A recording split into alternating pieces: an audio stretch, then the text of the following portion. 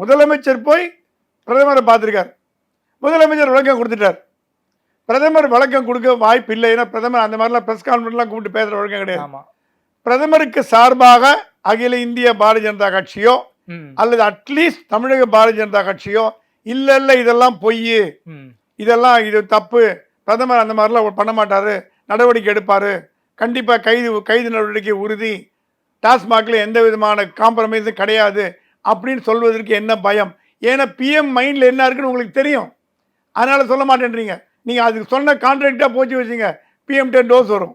So இருதலை கொள்ளி எறும்பா இருக்கிறது அகில இந்திய பாரதிய ஜனதா கட்சியும் தமிழ்நாடு பாரதிய ஜனதா கட்சியும். இதன் காரணமாக தான் வந்து பாஜகவும் திமுகவும் மறைமுக கூட்டணியில் இருக்காங்கன்னு விஜய் சொல்றாரா? விஜய் சொல்றதுல நியாயம் இருக்க மாதிரி எனக்கு படுது. மறைமுக கூட்டணி இருக்காங்க. ஏன்னா துரைமுருகன் கேஸை நீங்க பாருங்களேன், சண்டேக்கு போயிட்டு மண்டே வந்தால் கேஸ் முடிஞ்சு போச்சு, அவ்வளோதான்.